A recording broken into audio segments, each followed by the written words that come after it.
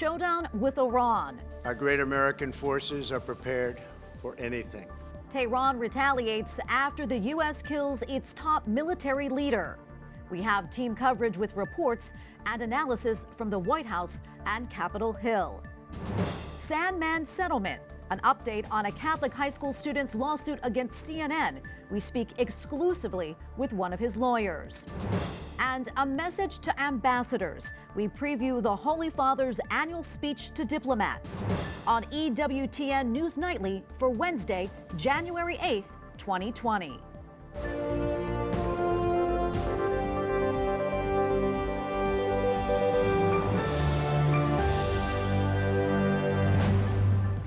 Good evening and thanks for joining us tonight. I'm Tracy Sable. Stepping back from the brink of war, today President Donald Trump indicated that he would not respond with military force after no one was harmed in Iran's missile strikes on military bases housing U.S. troops overnight. White House correspondent Mark Irons reports. Mark?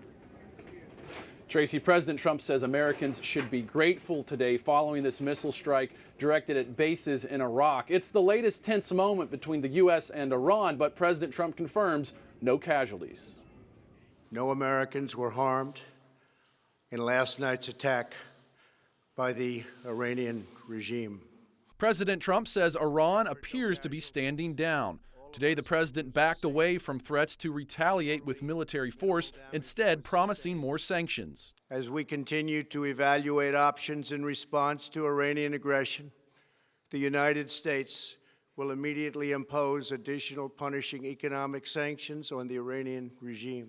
His remarks come after Iran fired more than a dozen ballistic missiles at 2 Iraqi military bases where U.S. troops are stationed. The president says minimal damage was inflicted at the bases. Iran ordered the missile strike in revenge following last week's U.S. drone strike that killed General Qasem Soleimani. He should have been terminated long ago. Today, Iran's supreme leader Ayatollah Khamenei says last night's missile strike gave the U.S. a slap, and Iran's Revolutionary Guard threatened to respond with greater strength if the U.S. retaliated, warning American allies as well. Any territory that is the starting point of aggressive acts against Iran will be targeted. But Iran's foreign minister indicated the country isn't looking for a continuation of crisis, tweeting, "We do not seek escalation or war, but will defend ourselves against any aggression." And despite a collapsing 2015 Iran nuclear deal, today, President Trump repeated one of his priorities. Iran will never be allowed to have a nuclear weapon. In light of the tension with Iran, today the president of the U.S. Conference of Catholic Bishops is calling for peace and prayers. Archbishop Jose Gomez asked for intercession through Mary, the Queen of Peace, that Jesus Christ may strengthen peacemakers, comfort the suffering, and protect the innocent. Tracy? All right, thank you, Mark. White House correspondent Mark Irons. Well, top Senate Democrats are calling for information from the Defense Department. They want Congress to receive regular briefings and documents from DoD officials regarding U.S. military action involving Iran. Catholic news agency's Matt Hadra reports now from Capitol Hill. Tracy, Senate Minority Leader Chuck Schumer and his colleagues Jack Reed and Dick Durbin sent a letter to both the chairman of the Joint Chiefs of Staff and the Defense Secretary. The Democrats want regular briefings, and they're asking the officials to respond to their letter by Friday. So I joined Senators Reed and Durbin in requesting regular briefings and documents from the administration, detailing the number of troops the president has deployed and plans to deploy in support of contingency plans with respect to Iran. The letter, dated Tuesday, was released before President Trump's remarks today. Democratic Senator Bob Menendez said after the president's speech, the president has an opportunity to lead the world to a more secure, safer outcome with Iran. The question is, what's the next step? And if the United States takes a global leadership and a surge in diplomacy, we can signal to Iran that it has a different path to follow. Good morning, everyone. Thanks for joining us this morning. GOP leaders in the House announced they stand behind the president. We are absolutely unified as a conference, unified behind the president, unified with respect to the importance, the significance, and the righteousness of the act the president took to eliminate Qasem Soleimani from the battlefield. The president's ally in the Senate tried to predict Iran's next move. They're not going to change their behavior unless they're made to do so. Now here's the question. Is this a religious theocracy capable of change? I don't know. The past 40 years makes me doubt if they'll ever change. Members of Congress are being briefed today on last week's strike that killed the Iranian leader in closed-door sessions on Capitol Hill. Those briefings are expected to include details from the White House's classified notification that it sent Congress. At the Capitol, Matt Hadro, EWTN News Nightly. Senator James Lankford, Republican from Oklahoma and member of the Homeland Security Committee, joins me now from Capitol Hill. Senator, thank you so much for being with us today. First off, I'd like to get your reaction to Iran's attack last night on U.S. troops.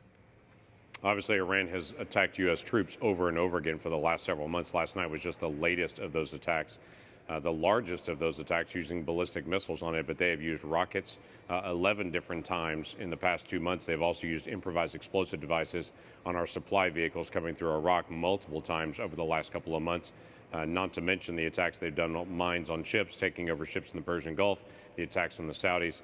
So this is an ongoing pattern for them that at some point Iran has to be able to sit down with us and to say, how does this come to an end?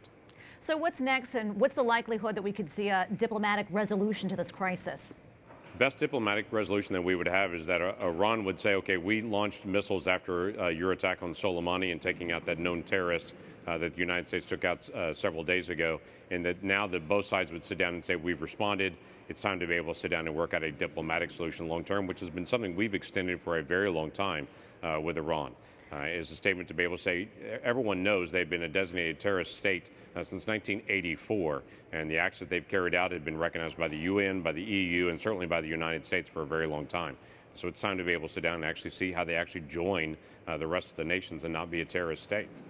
Senator, your Democratic colleagues have been calling on the Trump administration to provide more details about the intelligence that led to that strike and that killed General Soleimani. And a lot of this information is classified, but based on what you've heard, do you stand behind the president's actions? I do, actually. What's been interesting is there have been some of my colleagues that have said if we don't know that Soleimani wasn't going to carry out a strike in the next 24 hours, it's not imminent enough. Soleimani was barred from travel at all. He had left from Iran, had gone to Syria to meet with the Assad regime, and then had moved to Iraq, which, again, he's barred to be able to do that by the UN at all. He's meeting with another terrorist leader in Iraq that is coordinating all the attacks against Americans. Clearly, he's there with a purpose to be able to help assist them for that. We have intelligence information on what his plans were in the days ahead. So clearly, he's in the process of planning the next attack against Americans. He was also in a location where he was away from civilians. It was 4 o'clock in the morning, so there was no other threat from civilians. It was an appropriate time to be able to take a strike on someone we know is in the process of planning another attack on Americans when there are no other civilians that are around. So it's entirely appropriate to be able to take the strike on that person at that time. Before we let you go, switching gears for just a moment, impeachment remains the other big issue on Capitol Hill. If you could, give us your thoughts and what you think really is going to happen from here. So we're waiting still for the House of Representatives to be able to send over impeachment documents to the Senate. Obviously, the Senate's not asking for those by any means. We've got work to do on the trade negotiations with Canada and Mexico. We have other judges that we need to be able to work through the process on. We've got a lot of other things that we'll continue to be able to do. The House is still waiting to be able to select their managers, who's even going to make the case to the Senate. But at this point, we're still waiting to be able to see. When it arrives in the Senate, we will do the exact same procedures for the impeachment trial that was done during the Clinton trial. That was a bipartisan agreement at that time. There's no reason that can't be the exact same agreement that we would use at this time. And we'll set up those same exact procedures for the Clinton trial in 1999, and then do that procedures to be able to go through the hearing at whatever time period the House chooses to send it over to us. All right. Well, thank you so much. Senator James Lankford, Republican from Oklahoma, thank you so much for sharing your insights with us today. Great. Thank you. A Ukrainian passenger jet crashes in Iran, killing all 176 people on board. The plane crashed just minutes after taking off from Tehran. It went down just hours after Iran's missile attack on Iraqi bases housing U.S. soldiers. Officials believe a mechanical issue was at fault. The passengers included people from Iran, Ukraine, and Canada. Commercial airlines are rerouting flights across the Middle East amid the tensions between the U.S. and Iran. The changed flight plans could impact about 15,000 passengers each day. The Philippine government has ordered the mandatory evacuation of Filipino workers from Iran and Iraq. Officials sent a Coast Guard vessel to transport the citizens to safety. At least 3,000 people are expected to evacuate that region. At least 2,000 homes have been destroyed in the Australian wildfires. The fires so strong, they've even devoured so-called fireproof homes. Flames have reached 15 stories high.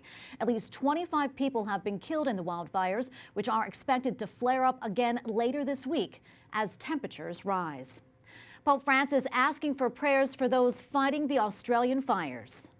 Tanto forte e sono vicino al popolo dell'Australia. The Holy Father said that he is close to the Australian people living in this difficult time. The fires have been burning since September. Pope Francis also reminded pilgrims of the upcoming baptism of the Lord feast day next Sunday. He says everyone and asked them to remember and celebrate their baptism date too. Also at his weekly address to pilgrims, the Holy Father kissed a nun. He gingerly agreed to the nun's request for a kiss on the cheek, but said he would approach as long as she didn't bite him. Britain's Prince Harry and his wife Meghan Markle say they're planning to step back as senior members of the royal family.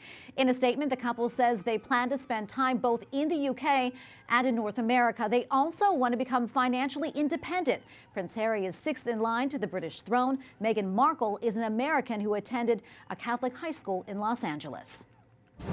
Coming up, an update on the whereabouts of disgraced former Cardinal Theodore McCarrick. And a student at a Catholic high school in Kentucky settles his lawsuit with CNN. One of his lawyers tells us what's next.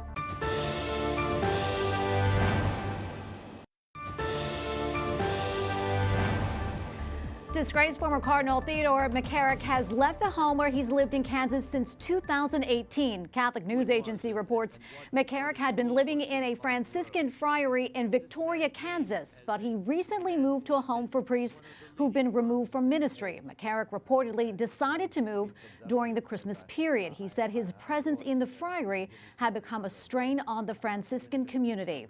The interim head of the Diocese of Buffalo says that he has not been given the results of the Vatican-ordered investigation into the scandal-hit diocese. Bishop Edward Scharfenberger also says that he has not been given a mandate by the Holy See on his priorities in Buffalo. Bishop Scharfenberger took over last month following the resignation of Bishop Richard Malone. Bishop Malone faced accusations of underreporting the number of clergy accused of sexual abuse.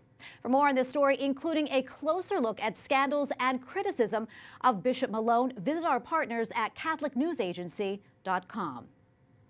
CNN settles a lawsuit with a Kentucky teen who claimed media organizations falsely labeled him as a racist following a well-publicized encounter with a Native American man last year at the Lincoln Memorial in Washington, D.C. Nicholas Sandmann, a student at Covington Catholic High School, sued CNN and other media outlets for how he was characterized following this video of him wearing a Make America Great Again hat in support of President Trump.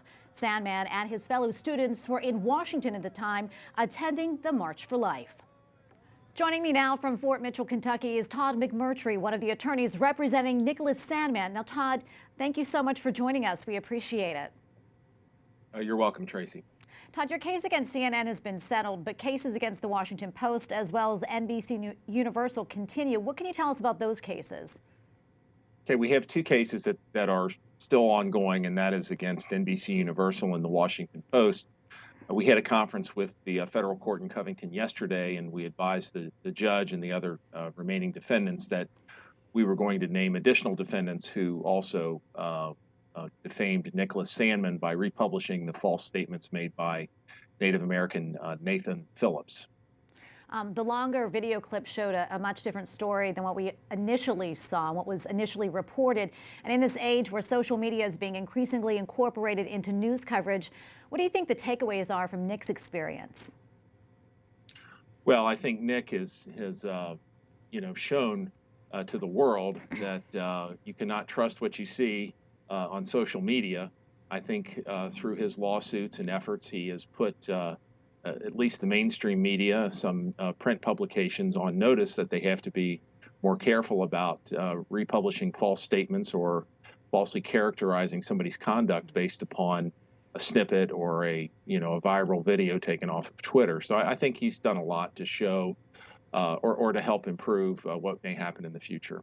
It's been nearly a year since the videos of your client went viral. What has life been like for Nick since last January?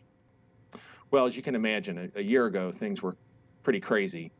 Here in northern Kentucky, where we live, not far from Cincinnati, Ohio, when this all broke for weeks, people were very agitated in an excited way about what had happened. They felt that the community had been slandered by the national press and others, and they were anxious to see Nick move forward to seek justice for what happened to him. And so people were very happy when he did. Now, things naturally did calm down in the community after a very rough start. Nevertheless, there's kind of an indelible stain upon Nick and his character and his family for what happened. You cannot go anywhere in this community without somebody recognizing Nick, and that can be good and bad, or bad. And one of the things Nick talked about after it happened to him was the importance of his faith. We know that he is a practicing Catholic, and he wrote that he always tries to live up to his ideals of the faith and what it teaches him. What has he shared with you about how his faith has sustained him through this entire ordeal?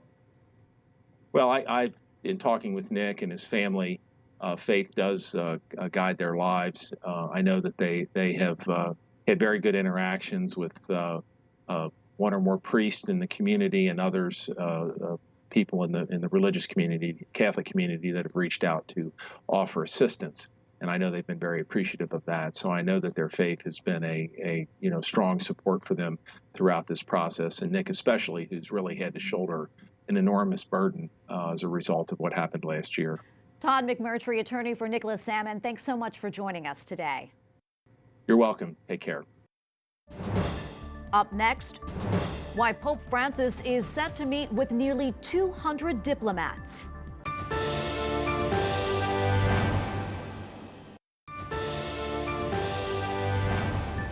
Pope Francis will meet the Vatican's diplomatic corps tomorrow. The annual meeting always comes after the Christmas season, and in it, the Holy Father will discuss the goals for the new year. There are almost 200 ambassadors to the Holy See. They work with the Vatican on issues including religious freedom and human dignity. Andrea Gagliarducci, Vatican analyst for EWTN News, joins us now from Rome. Andrea, what do you expect the Pope's message will be to the ambassadors? Well, I think there will be three main topics in the message Pope Francis will deliver to the ambassadors tomorrow. First main topic will be fraternity. Pope Francis signed the Declaration on Human Fraternity back in Abu Dhabi in February, and this declaration has been a diplomatic tool for Pope Francis. Pope Francis gave it to every president who went to visit him during the year, so it will be one of the main topics. Second topic will be peace. Obviously, peace has always been a main topic, but now has gained even more importance with the Iran situation. Third topic will likely be dialogue with a special emphasis on multilateral issues. The Holy See has always worked on multilateralism, and it's setting a special emphasis on that, especially with a previewed section on the Secretary of State just dedicated to multilateral issues. How do you think the recent Iranian attacks, it's really been a shock to the world, and how do you think this will affect the Holy See's diplomatic relations?